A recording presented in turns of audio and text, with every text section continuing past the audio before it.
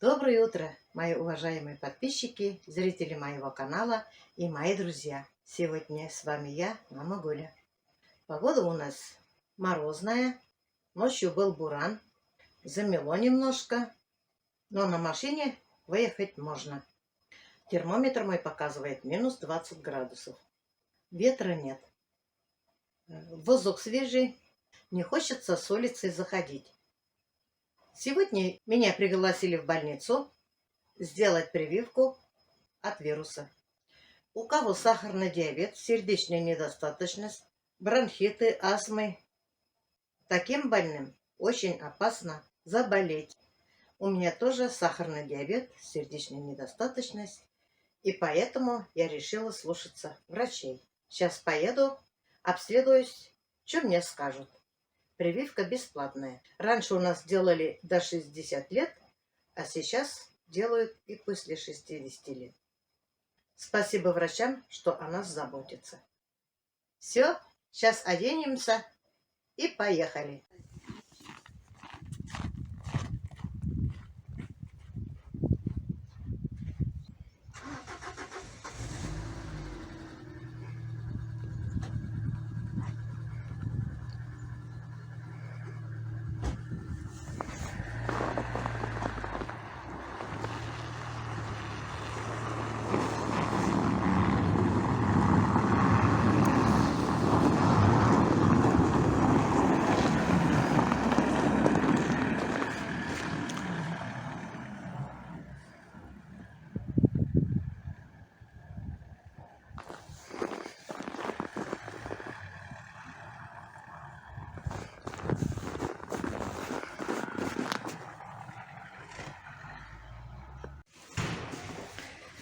Вот наша больница.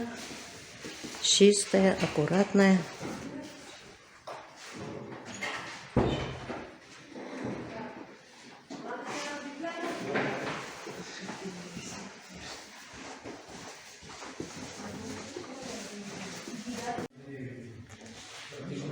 Сначала сюда заходим. Кабинет для прививочной документации. Тут сидит врач, проверяет, измеряют температуру, давление. Потом заходим в эту комнату. Здесь делают прививку. Выходим, полчаса посидим, смотрят, нет ли аллергии, не стало ли плохо, и уходим домой.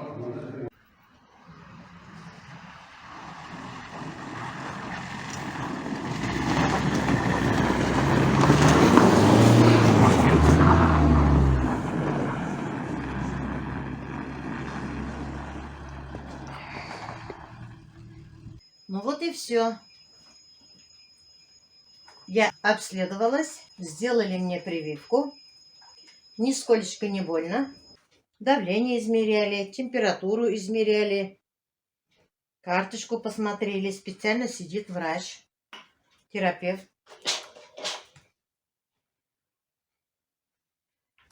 Заполняешь анкету, расписываешься. Анкетах заполняешь, кто ты, где ты, какие хронические болезни есть, прививки от гриппа, были ли осложнения, были ли аллергии, какие хронические заболевания есть, какие таблетки принимаете в течение 30 дней. Все об этом пишешь в анкете, что даешь согласие. На палец одевали, кислород измеряли. У меня показала 98. Врач сказала, что нормально. После прививки попросили, чтобы полчаса сидела я. Все ждали так. Чтобы плохо не стало, может аллергия быть. Сказали, может быть температура. 3 дня не купаться. И может быть покраснение, где сделали прививку.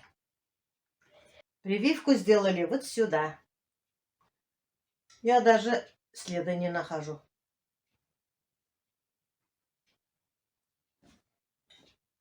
Не простывать, на улице раздетая не ходить, как обычно я хожу. Сейчас у меня весна начинается. Ленюсь одеваться. Быстренько-быстренько, бегом-бегом. До сарая, до бани. Вот так бегаю я.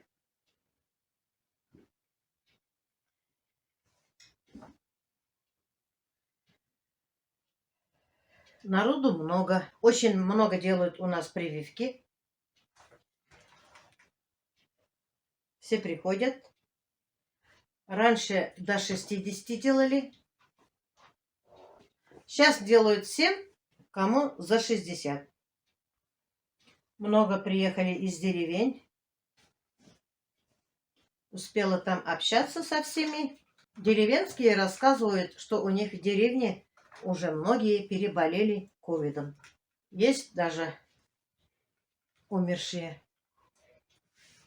Особенно у кого хронические заболевания.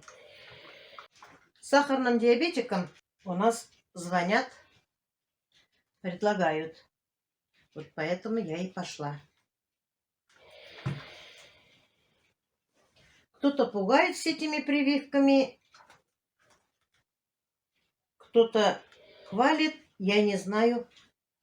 Но я рискнула. Что вы скажете, мои хорошие? Я правильно делала или нет?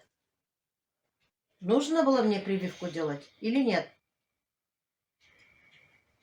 А ведь в скором временем уже такая прививка от ковида будет как прививка от гриппа.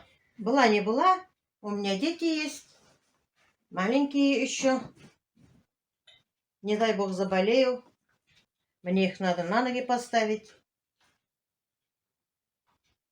Насчет этого я очень переживаю. Говорят, очень страшная болезнь. Запах, вкус не чувствуешь. Кофе пьешь, как воду пьешь. Мясо кушаешь, как резину. Ни сладкого, ни соленого не чувствуешь, говорят. Ладно, хоть не чувствуешь запах и вкус, а говорят, очень плохо дышать. Одышки мучают. Это же очень плохо, когда не сможешь дышать. Я вспоминаю, как у меня муж дышать не мог. Так и перед глазами до сих пор стоит. Мы даже купили кислородный баллон, чтобы мужу давать кислород. Раньше помогал кислород, он дышал, а последние дни вообще кислород перестал помогать. Знаете, как тяжело смотреть больному, когда дышать не может совсем, и ты ничем не можешь помочь. Вот у меня муж так дышать не смог последние дни. Последнюю ночь мы с Розой все по очереди сидели около него. Он даже лежать не мог. И он умер у меня на руках утром. В 7 утра. Что-то хотел сказать, так и не смог.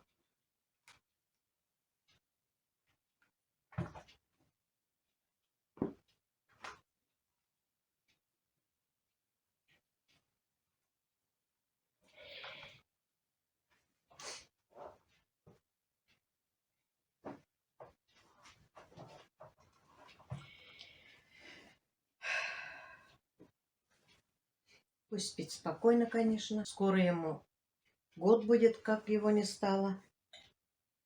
30 марта.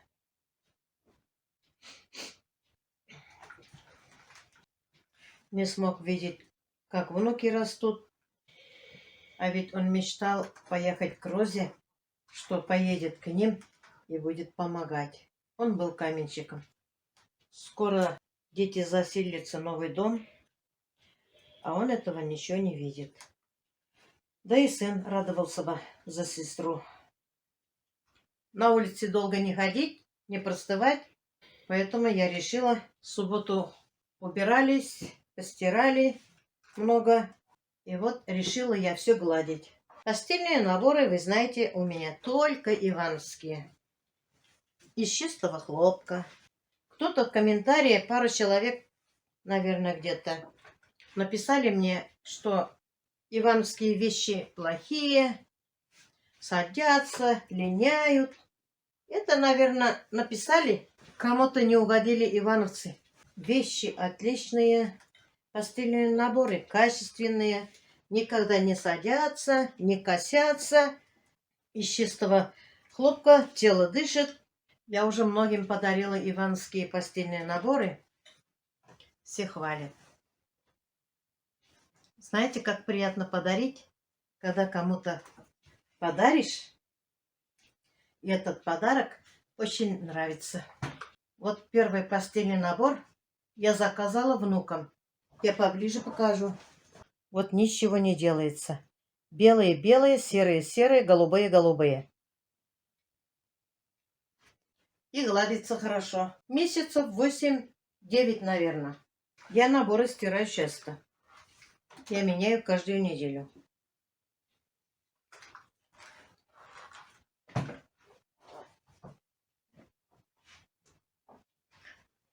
А вот пододеяльник от этого набора.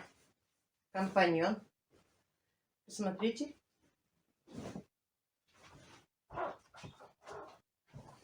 Как мои мальчики обрадовались, когда увидели вот этих звездочек. Ничего не делается. Да есть, пишут всяких комментариев. Я на них и внимания не обращаю. Просто они ведут в заблуждение моих хороших подписчиков. Поэтому я решила вам показать, что качественные товары ивановские, что одежды, что постельные наборы. Мне очень нравится. Вот они у меня. Вот этих наволочек я заказала. Смотрите, они розовые. Темно-розовые с бледно-розовым. Эти у меня для маленьких подушек 50×70. Еще я заказала серых вот таких тоже наволочек. 2 наволочки. Тоже пользуемся, часто стираем. Эти маленькие тоже наволочки. Тоже вот здесь серые.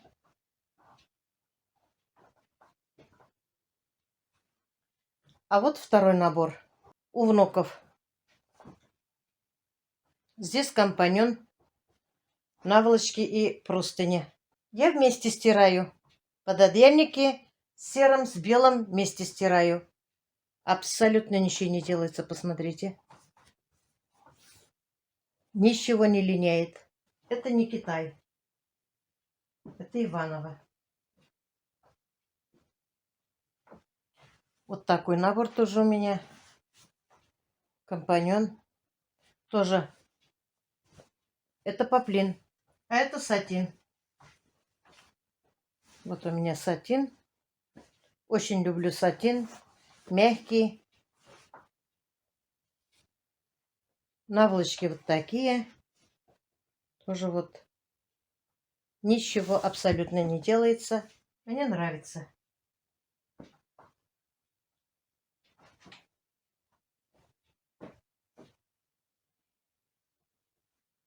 Тоже пододеяльник с одной стороны такого цвета, с другой стороны компаньон. Я стираю их при градусе 30-40, не более. Они отстирываются. Не было еще такого, чтобы не отстирались. Простыни на резинке еще не гладила, тоже не линяла. Несколько раз уже стираю. И вот такой набор еще вот не гладила, стирала. Ничего не делается абсолютно. Абсолютно. Вот этот набор первый раз только стирала я. Ничего не линяет. Футболка вот такая. Тоже постоянно ношу. Вы, наверное, видите. Я видео снимаю. Вот эта туника тоже у меня первая. Рисунками тоже ничего абсолютно не делается. Посмотрите. Эту тунику 2 раза только стирала я еще. Потому что недавно я получила. Вот футболка у детей. Ничего не делается. Вот тоже стирала, ничего не делается. Хлопок не линяет, они носят с удовольствием. Вот такая еще в прошлом году я еще выписывала осенью. Младший носит. Маловато ему, немножко он у меня вырос. Отдадим кому-нибудь. Вещь хорошая. Вот такую футболку мы уже Кирюше вторую выписали. Он любит такой цвет. Хаки. У него и брюки такие есть. Вот Кириллу тоже свободно в прошлом году. Вообще великовато было. А сейчас он вырос у меня. Поплотнел, сами видите. Тоже все с удовольствием носят. Вот мои халаты. Тоже часто я их стираю. Я больше одного дня халат не ношу. Я сильно пачкаюсь. Готовлю много, хотя фартук ношу. Все равно умудряюсь пачкаться. Вот второй халат. Тоже осенью я выписала. Помните, из чистого хлопка. Пошив у них хороший. Дизайн классный. Вот еще третий халат. Тоже с осени ношу. Молнии у них хорошие, качественные. Мне нравится. Один халат я подарила сестре. Вот такие иванские вещи. Хорошие. Так что не заблуждайтесь, кто говорит плохо о иванском товаре. Вот кому-то надоедает, когда мы делаем распаковку посылки. Рассказываем, хорошие вещи или плохие. Поэтому я ролик отдельно снимаю, когда распаковку делаю. Кому не нравится, пусть не смотрят. Правда ведь? А кому интересно, смотрят. Поэтому вот мы делаем обзор, смотрим, стираем. После стирки, что делается с иванскими товарами. Пошив какой, качество какое. Это же хорошо, не кота в мешке купишь. И гладится хорошо. Ну что, мои хорошие, у меня еще дел много. Пора, наверное, прощаться с вами. Вы мне напишите, пожалуйста, в комментариях, кто делал прививку от ковида. Правильно ли я делала прививку? Нужно ли мне было? Среди моих любимых подписчиков, наверное, есть и биологи, и врачи, лаборанты. Напишите, пожалуйста, мне, что вы думаете. Ну, на этом я свой влог заканчиваю. Желаю вам не болеть, не поддаваться всяким болезням, вирусам. Удачи! Желаю вам большой любви, успехов, семейного благополучия. Всем пока-пока. До следующих встреч.